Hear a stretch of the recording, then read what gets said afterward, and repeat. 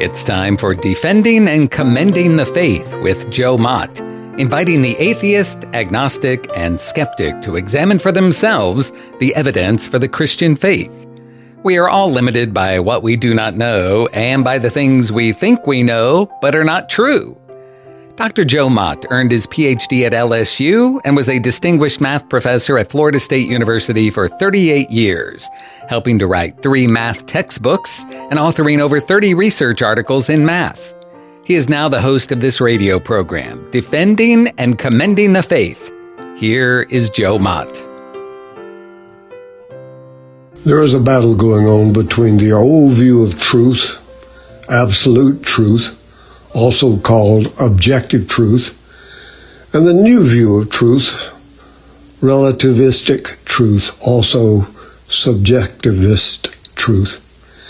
The issue is the distinction between these two views. According to relativism, a claim is true relative to the beliefs of an individual or group that accepts the claim.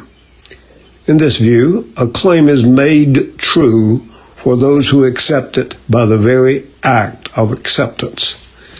This seems to imply that believing something makes it true. But that is foolishness.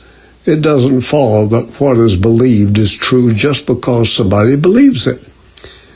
If it did, then I could make any claim true simply by believing it. For example, I could say, I have $1 billion in the bank. But that could be refuted by my bank statement. My believing it doesn't make it true, just like my saying that I deny something doesn't make it false.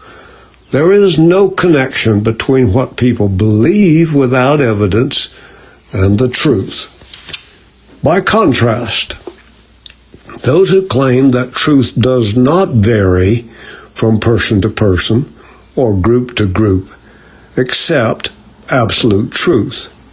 On this view, people discover truth. They do not create it. And a claim is made true or false in some way or another by reality itself, totally independent of whether the claim is accepted by anyone. For more detailed discussion about the correctness of the absolute view and the confusion of relativism, see Chapter 6 on Theories of Truth and Postmodernism in the book Philosophical Foundations for a Christian Worldview by J.P. Moreland and William Lane Craig. In the episode 45, I demonstrated the bankruptcy of relativism by giving 9 dire consequences of it. I combined 2 results of relativism that I had observed in episode 44, namely, relativism is self-defeating and leads to nihilism where nothing is of any value at all. I then made these 2 results the first in my list of 9 dire consequences in episode 45. This first consequence alone should force everybody to abandon relativism immediately. But the relativist has too much invested in it, too much face identified with it, too much power to lose from it to give in easily. He will fight absolute truth with all he has at his disposal. Because the battle is so severe, I emphasized 8 other additional dire consequences.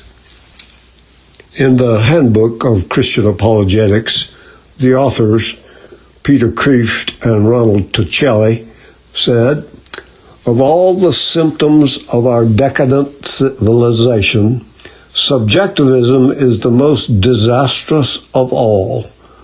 A mistake can possibly be discovered and amended if and only if truth exists and can be known and is loved and searched for. If you close your eyes to the light in the operating room, there is no chance at all that the operation will work and that the patient will be saved. If you close your eyes and ears when you cross a busy street, the results are not very likely to be beneficial to your health. When we consider carefully the tenets of relativism and reflect on the dire consequences of that position, we ask, how can anyone actually believe this? Who could live this way and at the same time maintain their sanity? The answer is, no one can live this way. People can talk about relativism as a theory, but they can't live this way in practice. It is reminiscent of pantheism and Christian Science, talking about pain as an illusion in theory. But they look both ways when crossing the street because they don't want to experience the illusion in practice. Unlike the multiple choices of a restaurant menu, ideas and ideologies have consequences, for they form attitudes, and attitudes form habits, and habits form behaviors. In the real world, what we believe does matter. Richard Malcolm Weaver, Jr., an American scholar, University of Chicago English teacher, historian, conservative political philosopher, and an authority on modern rhetoric, said, "The issue ultimately involved is whether there is a source of truth higher than and independent of man. And the answer to the question is decisive for one's view of the nature and destiny of man." Atheist Jean-Paul Sartre commented that no finite point has any meaning without an infinite reference point. Only if there is an infinite, eternal, fixed point by which we can judge life can we talk about the meaning of life. Without this reference point, we can only judge things from our individual, group, or cultural perspective. If Sartre's comment is correct, and if we accept that there is no infinite reference point by renouncing the existence of God, then life is truly meaningless. Sartre was willing to subscribe to this option, declared life was meaningless, and summed this up in the title of his book called Nausea. Philosopher Ludwig Wittgenstein made a similar observation to Sartre and underscored the importance of having a revelation from this infinite reference point by saying, "The sense of this world must lie outside the world." Wittgenstein did not give serious consideration to the reality of such a revelation. He did, however, seem to realize the massive consequences if such a revelation was, in fact, a reality. The consequences of such a revelation are exactly what relativists seem determined to avoid. Jacques Derrida, one of the principal founders of postmodernism, denies the existence of that which would provide a ground for absolute truth. This he called a transcendental signified. Because Derrida denies this absolute reference point, he denies ultimate meaning and purpose in life. The British mathematician and agnostic philosopher Bertrand Russell held that only on the firm foundation of unyielding despair can the soul's habitation henceforth be safely built. C.S. Lewis described this situation as follows: "We are now getting to the point at which different beliefs about the universe lead to different behaviors. Religion involves a series of statements about facts, which must be either true or false. If they are true, one set of conclusions will follow about the right sailing of the human fleet. If they are false, quite a different set. Relativists have leveled several counterattacks to the view of truth as absolute. Here are some of the more important. First, the relativist may argue that it is impossible to absolutely understand truth. But in declaring that, the relativist has built his objection on a linguistic confusion of concepts. The relativist assumes belief in absolute truth requires one to have an absolute understanding of truth. These are different issues. Any of us can be absolutely sure of some things. For example, I am absolutely sure that I exist. This follows from our arguments by René Descartes or St. Augustine. In fact, my existence is undeniable, for I would have to exist in order to make the statement, I do not exist. I'm absolutely sure it is a contradiction that I exist and do not exist at the same time. And I am sure there are no square circles.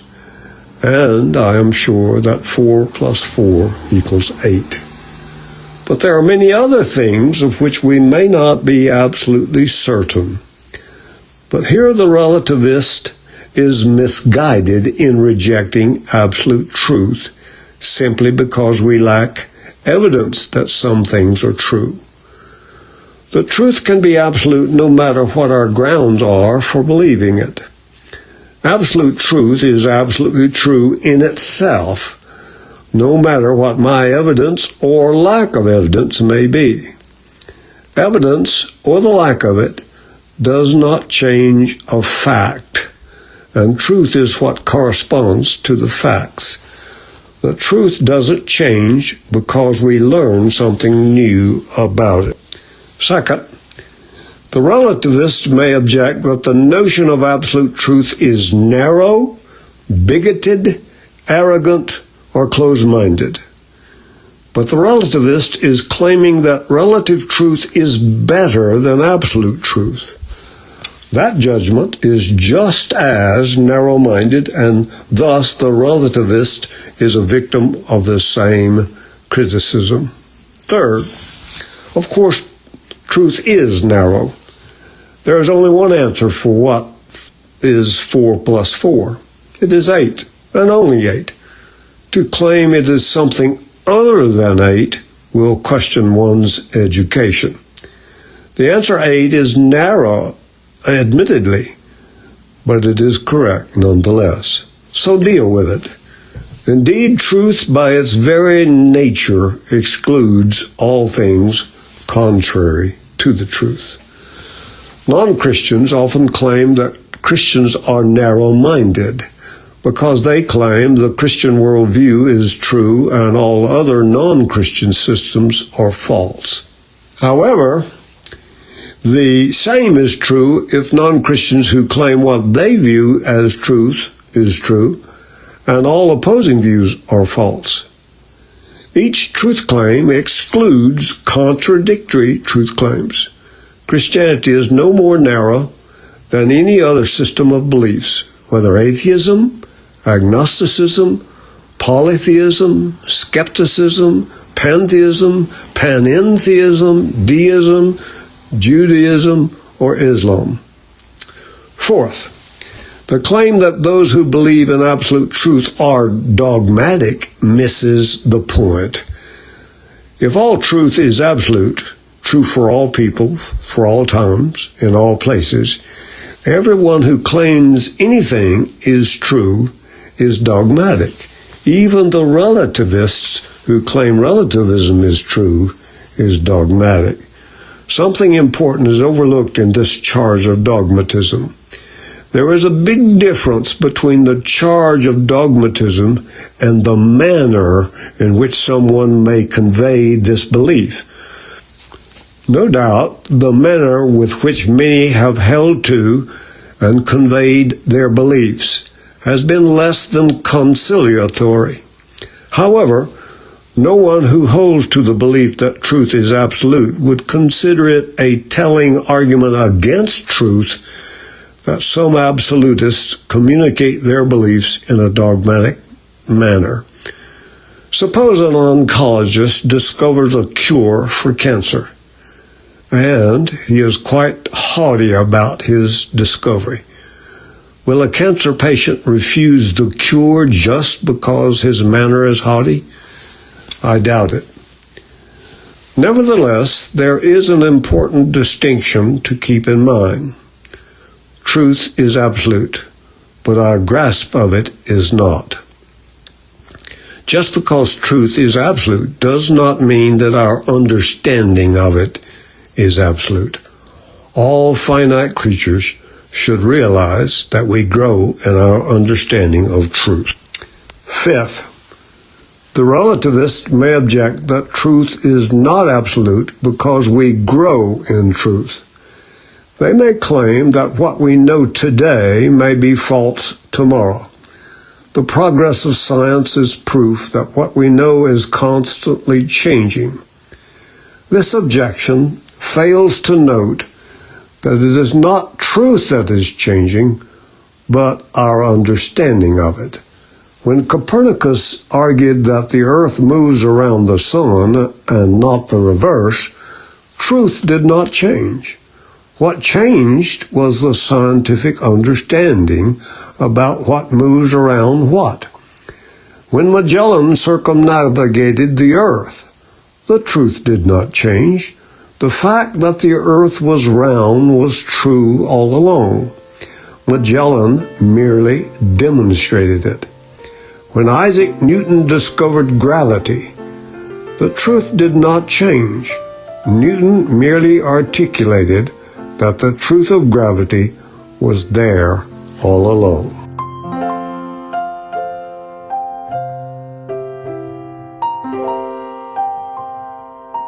Thank you for listening to Defending and Commending the Faith with Joe Mott, a production of Wave 94 Radio in Tallahassee, Florida.